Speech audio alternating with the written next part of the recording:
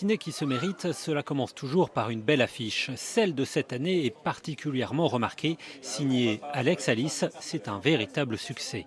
C'est le fantastique, c'est l'heroic fantasy, c'est toutes ces choses-là qui sont réunies dans une seule affiche. Pour moi, c'est une des plus belles.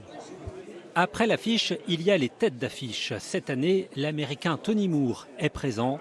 Il est l'un des créateurs de la série The Walking Dead et dessine l'univers de certains comics américains, notamment Deadpool ou Venom. Il apprécie surtout la convivialité, la simplicité de cet événement français. En Amérique, tout tourne autour des célébrités et du commerce. Ce n'est pas vraiment pour les artistes, les auteurs et les créateurs. Je préfère de loin cette ambiance française par rapport aux conventions que l'on fait aux États-Unis. L'activité principale du festival reste bien sûr la rencontre et les dédicaces avec une soixantaine d'auteurs et dessinateurs. Dans le public, certains attendent des heures pour les rencontrer. C'est la 46e édition, donc c'est quand même assez bien ancré. C'est le deuxième plus vieux festival de France, juste après Angoulême.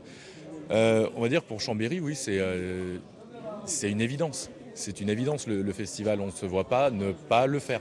Parmi les stands, des petits chats savoyards se sont fait une jolie réputation. Les chats-pitres, chatouilles, chavirés, la liste est longue, multiplient leurs aventures avec leurs deux créatrices originaires de la région d'Albertville. Là, de rencontrer les enfants et les familles, on a vraiment le regard, le retour sur notre travail. C'est une rencontre qui est en plus assez spontanée avec les enfants. Le festival de BD reste ouvert jusqu'à dimanche soir. 20 000 visiteurs sont attendus. Une battle de BD sera organisée pour un exercice d'improvisation originale autour d'un thème donné.